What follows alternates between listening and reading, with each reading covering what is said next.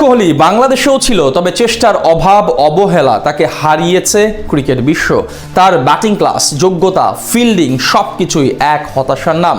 বলছিলাম সাব্বির রহমানের কথা, যিনি হতে পারতেন বাংলাদেশের কোহলি, দেশসেরা ফিনিশার। তবে ভাগ্য আর সহায় হয়নি তার। তবে কি করে হারিয়ে গেলেন সাব্বির, কেন এমন হাল হয়েছে বাংলাদেশের বিরাট কোহলির, তাই খুঁজে বের করব প্রতিবেদনে। এমন একটা সময় ছিল যখন বাংলাদেশের ক্রিকেট প্রেমীদের মনে আশার আলো জ্বলেছিল, আমাদের একজন বিরাট কোহলির মতো খেলোয়াড় উঠে আসবে, যিনি হয়ে উঠবেন দলের ভরসা, প্রতিপক্ষের আতঙ্ক। ঠিক তখনই উদয় ঘটেছিল সাব্বির রহমানের। যদিও তিনি ব্যাটিং করতেন মূলত ফিনিশারের ভূমিকায়, তবুও তার খেলার স্টাইল, আগ্রাসী মনোভাব ও আত্মবিশ্বাস মুগ্ধ করেছিল সবাইকে। মনে করিয়ে দিত বিরাট কোহলির নাম।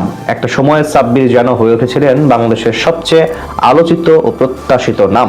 একের পর এক দারুণ ইনিংস, ম্যাচ জেতানো পারফরম্যান্স, সবকিছু মিলিয়ে তিনি দ্রুতই জায়গা করে নেন ভক্তদের হৃদয়ে। ক্রিকেট অঙ্গনে তখন চলতো এক ভিন্ন আলোচনা, বাংলাদেশের সাব্বির আর ভারতের কোহলিকে নিয়ে তুলনা।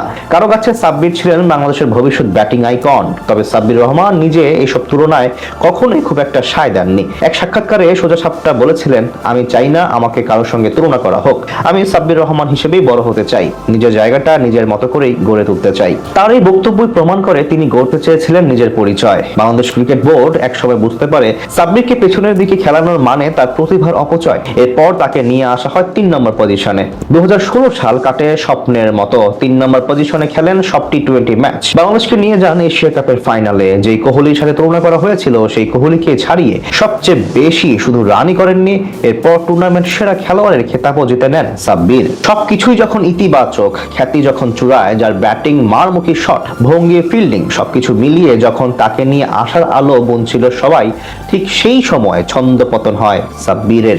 এমন খ্যাতি ধরে রাখতে পারেননি তিনি, জড়িয়ে যান বিতর্কে।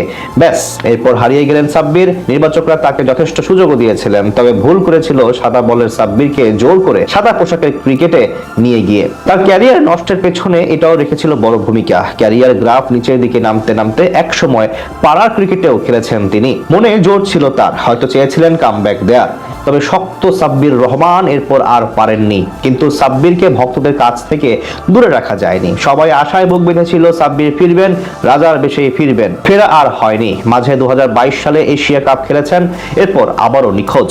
এখন আবার তিনি আলোচনায়, সাব্বির আবারও ফিরবেন, এই একটি আশা সবার। একটা সময় সাব্বির যেন হয়ে উঠেছিলেন বাংলাদেশের সবচেয়ে আলোচিত ও প্রত্যাশিত নাম।